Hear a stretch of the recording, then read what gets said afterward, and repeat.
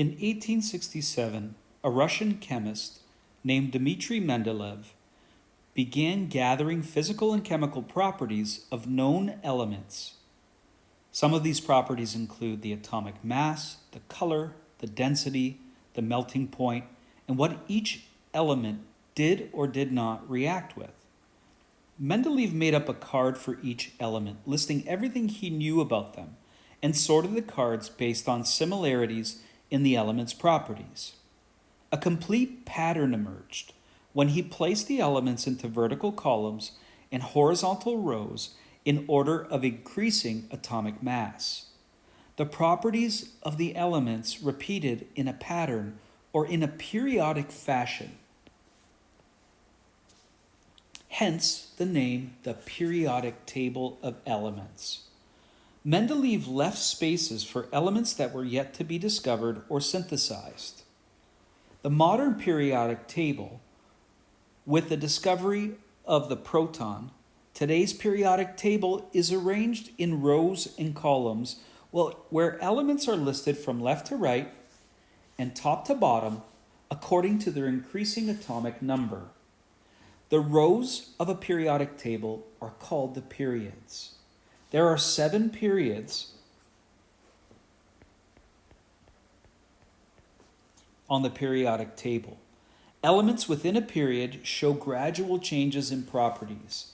As you go from left to right within a row, the atomic number increases and the elements gradually change from metallic to non-metallic, and they finally go to noble gases at the very far right of the periodic table. The columns of a periodic table are called families or groups. There are 18 families on the periodic table. Elements in the same chemical family share similar physical and chemical properties. Let's practice identifying elements given the position of period and group on a periodic table. What we want to find is the element that corresponds to period 4, group 5. So let's pull out our periodic table.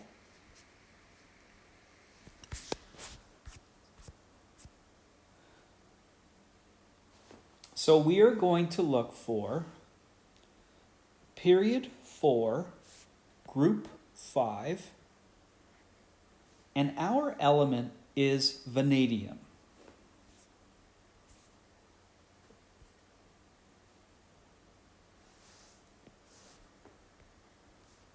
Next, let's try group 12, period 5.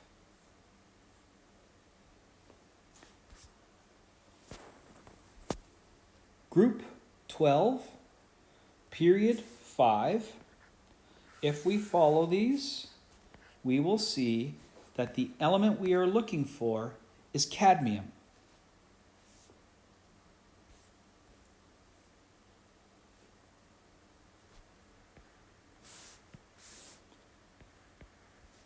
Let's find period 6, group 1.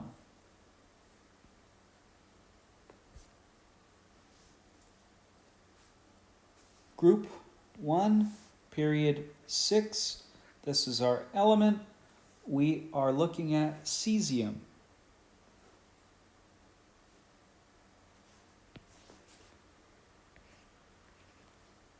Finally, we'll look for group 18, period 1. Group 18, period 1, we are looking at helium.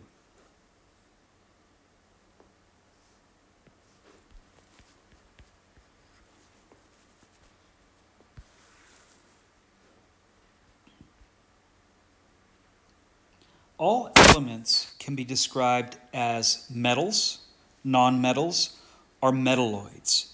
These are groups of elements that share certain properties. Let's first take a look at the metals.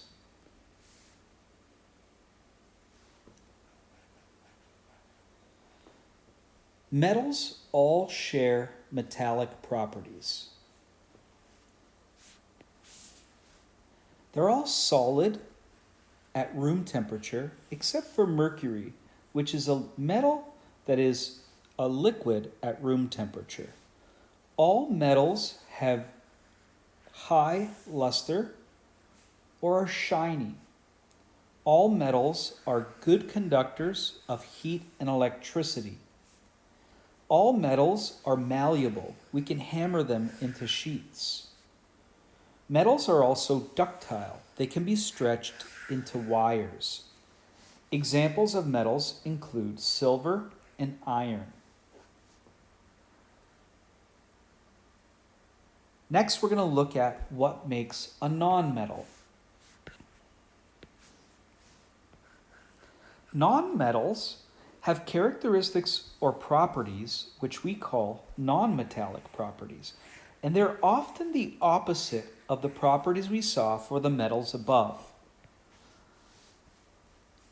These appear on the right side of the periodic table. Only 17 elements are nonmetals. Of those, 11 are gases, 5 are solids, and 1 is a liquid. Bromine is the one that's a liquid at room temperature. They are not shiny, they are dull or have low luster. They are poor conductors of heat and electricity. We say that they are insulators. They cannot be hammered into sheets. They are not malleable. They cannot be pulled into wires. They are not ductile. As you can see, these properties are opposite to those properties of metals. Examples of nonmetals include sulfur and chlorine. Now, there are a group of metals that share properties of both metals and nonmetals. These elements are called metalloids or semimetals. They are found on the periodic table between the nonmetals and the metals. I'm going to color these in, or highlight them rather, in green. And you'll see why in a moment. So as I mentioned, they have some metallic properties and some non-metallic properties. They conduct electricity, but not very well. They're considered semiconductors. A very common example of a metalloid is silicon. You're going to use the periodic table that I've provided to show me which elements are metals, and you're going to color those in blue.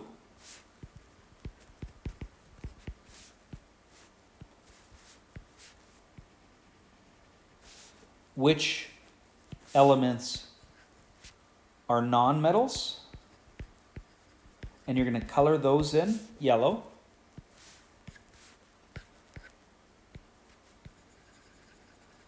And which elements are metalloids, and you're going to color those in green. Your periodic table, when you're done, will look like this one. This periodic table shows that the majority of the elements colored in blue are metals. And they're located at the left-hand side of the periodic table. If you go to the right-hand side of the periodic table, you'll notice that the elements colored in yellow are nonmetals. There are 17 of them. Now, where the metals and nonmetals meet up, there are a special group of elements that share the properties of both metals and nonmetals and are called metalloids. You can take a screenshot of this periodic table or Google a periodic table with metals, nonmetals, and metalloids, and color them in using the scale or the legend that we provided.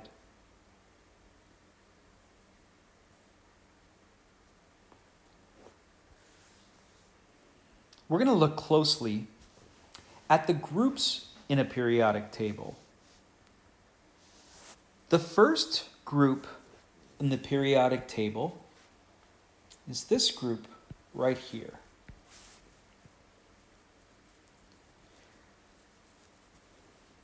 It consists of lithium, sodium, potassium, rubidium, cesium, and francium. Notice we did not include hydrogen in this group. This group or family is known as the alkali metals. And they share these properties in common. They're all metallic. They're all very reactive, and for that reason, we have to store them in oil or kerosene. They all react with water to form basic solutions in hydrogen gas. And they all react with group 17, which is this group here, and we'll talk about them later. So these guys, when they meet up with these guys, there is a violent reaction. The second group, group number 2,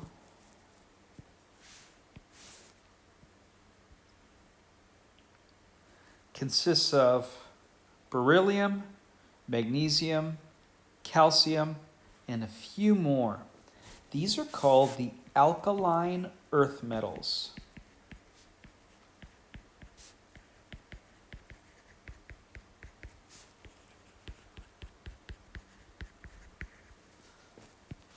They all have metallic properties, and they're still very reactive, but not as reactive as the first group. Next, we're going to switch to group 17, also known as 7A. So if we count 1, 2, 3, 4, 5, 6, 7, 8, 9, 10, 11, 12, 13, 14, 15, 16, 17, we have this group here, which we are going to highlight and label the halogens.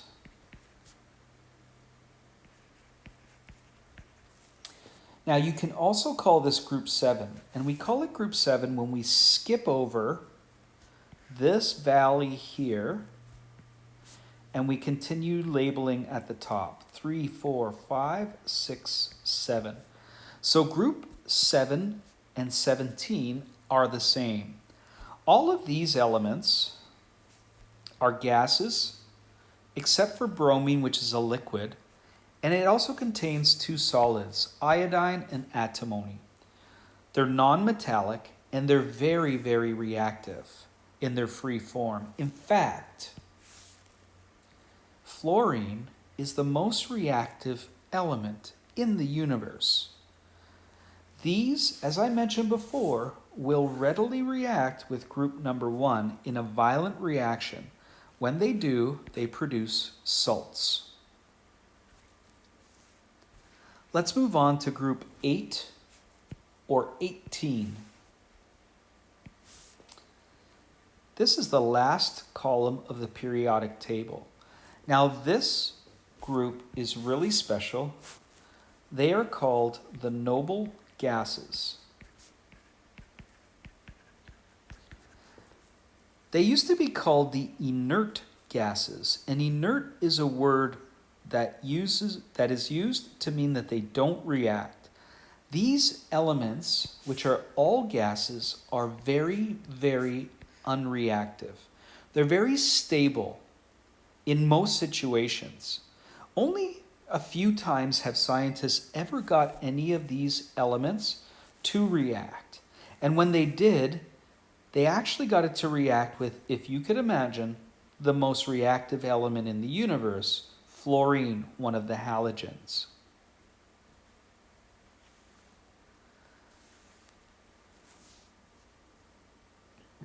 We're going to look at groups 3 to 12.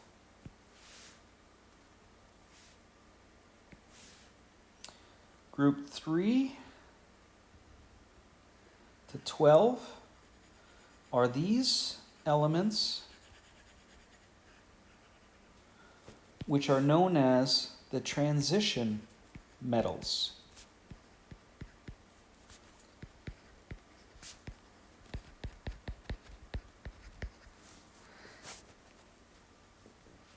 These are all metals. All of them are solid except for mercury.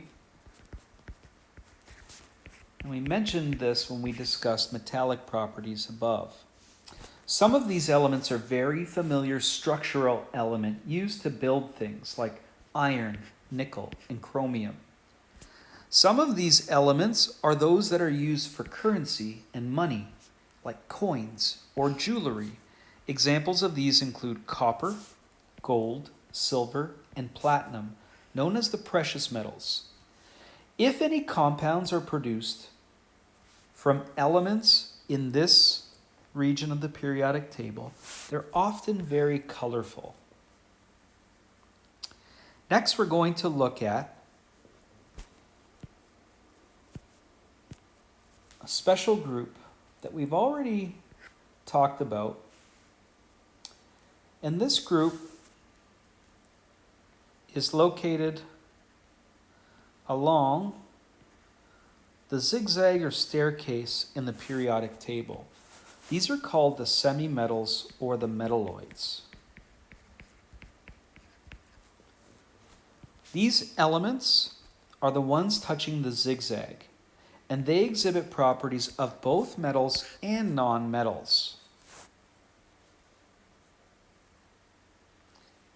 Thank you for taking a closer look at the periodic table.